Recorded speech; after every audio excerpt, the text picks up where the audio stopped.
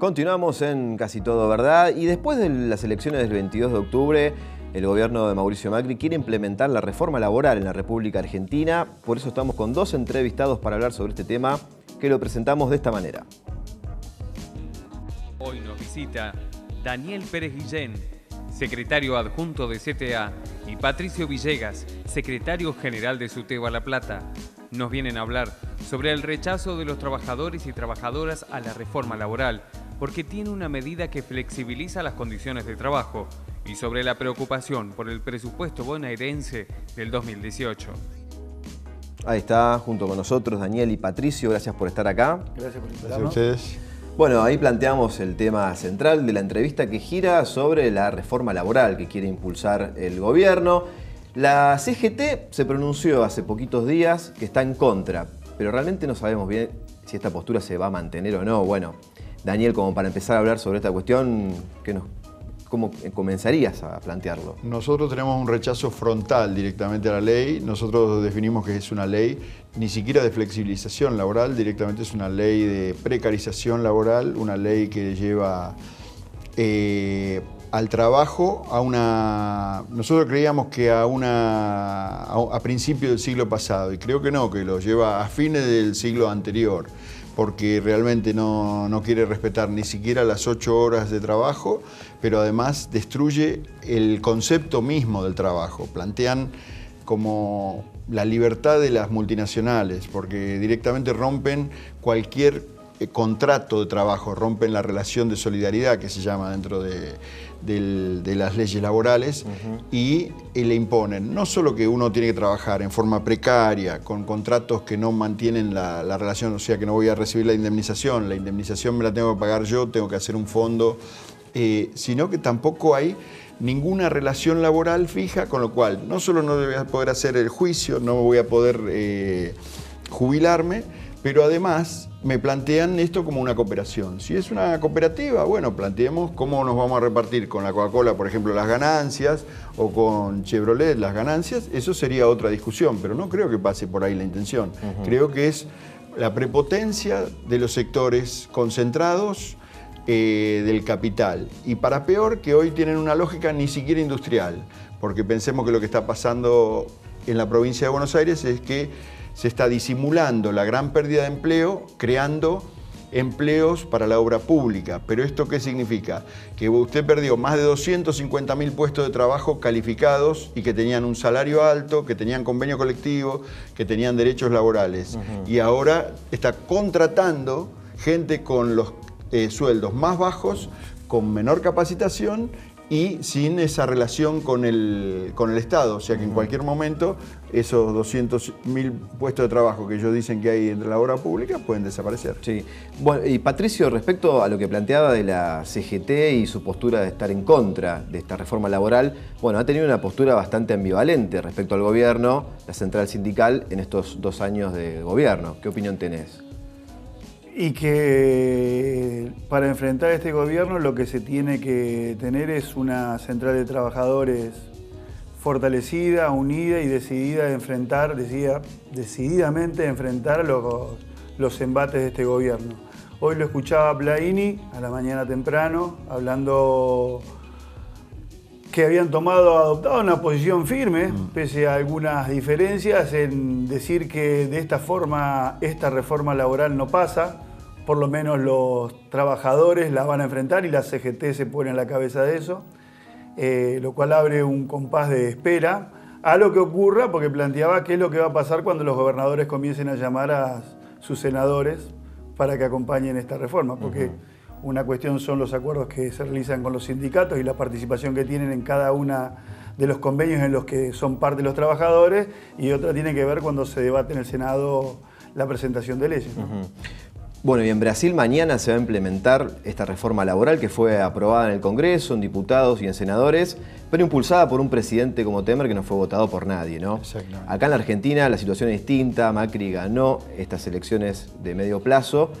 ¿Cómo pensás que el gobierno va a hacer fuerza para que esto realmente se apruebe según su conveniencia, ¿no? Sí, nosotros vemos muy decidido al gobierno a avanzar sobre los sindicatos. De hecho, creo que en algún momento se tendría que retractar porque él trata a los jueces laborales como mafiosos, a los abogados, directamente a los abogados laboralistas, como jefes de esas bandas, y a los sindicalistas como parte de eso. Creo que es una visión conspirativa porque realmente a veces el ladrón ve a todo de su condición.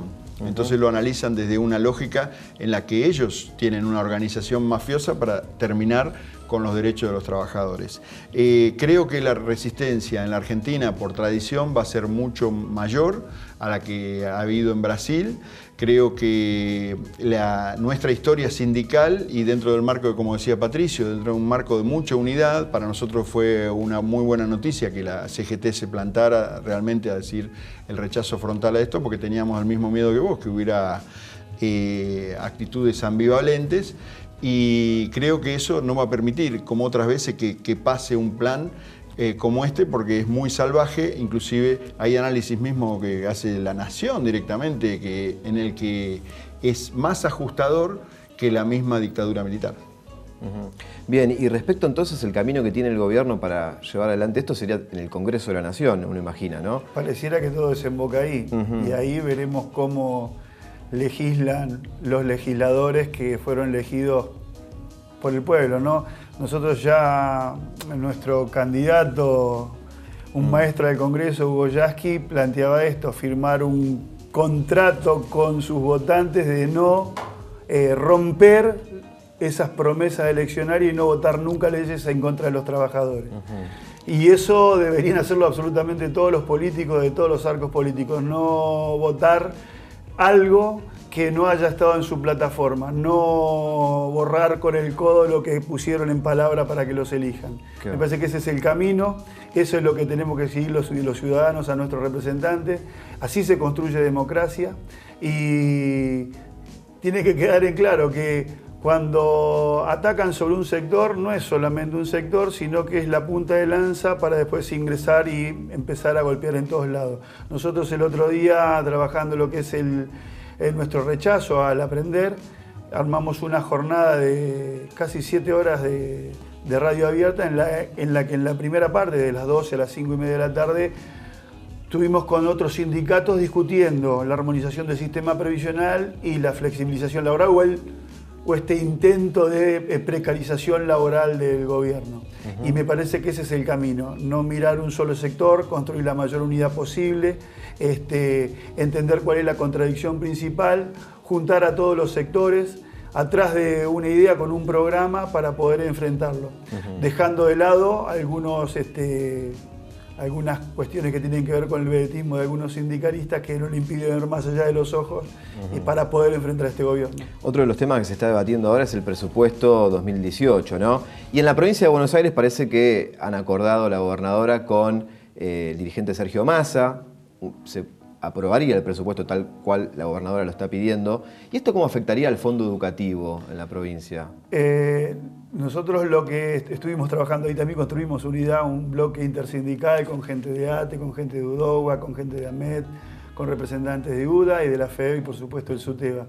Y venimos trabajándolo porque es un fondo que viene de Nación, llega a la provincia y va hacia los municipios, donde su esencia plantea que sea utilizado en infraestructura.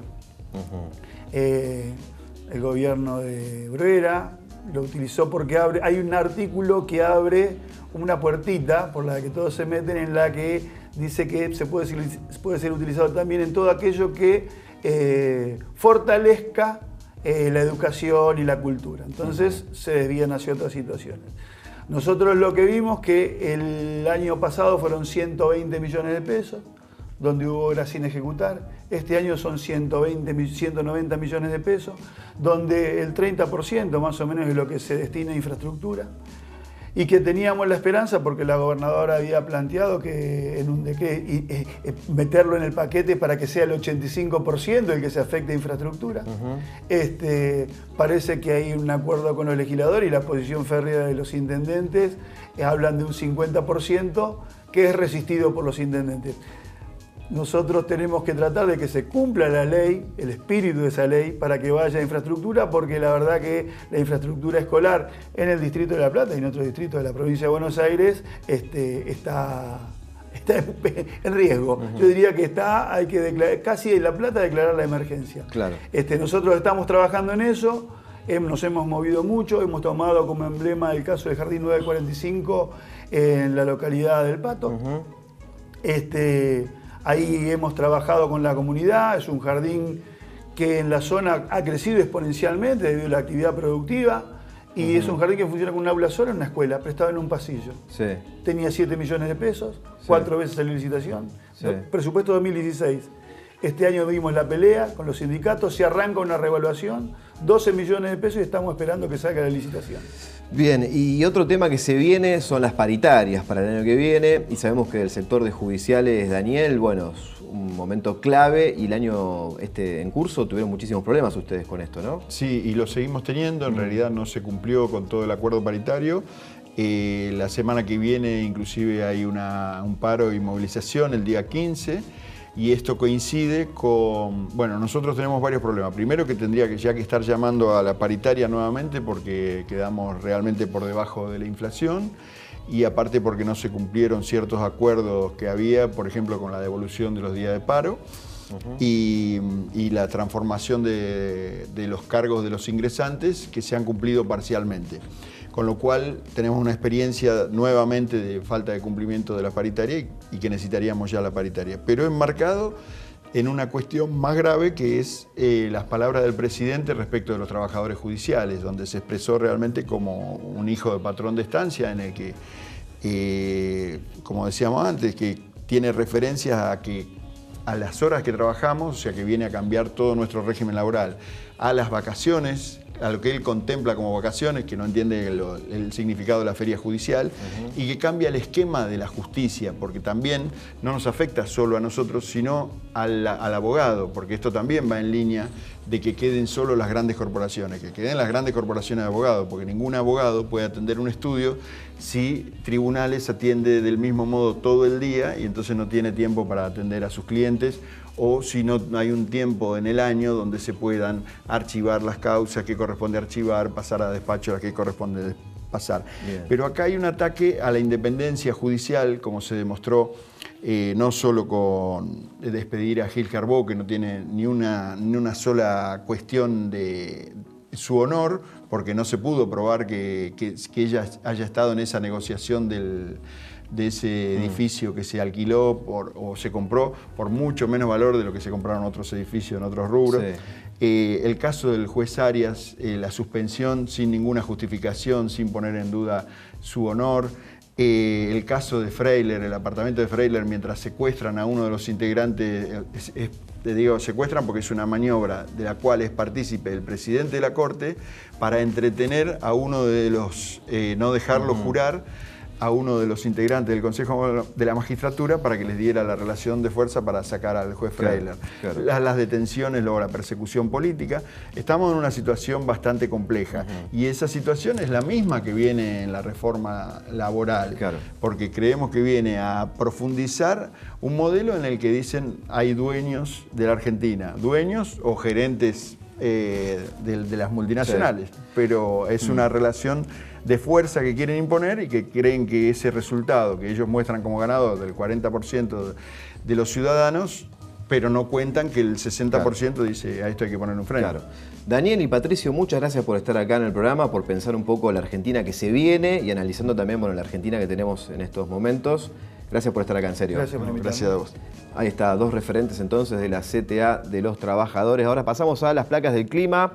Vamos a ver qué nos depara para este fin de semana en lo que tiene que ver con el clima. Ahí está, para hoy va a cerrar parcialmente nublado, mínima de 17 y una máxima de 30 grados. Se viene el calorcito.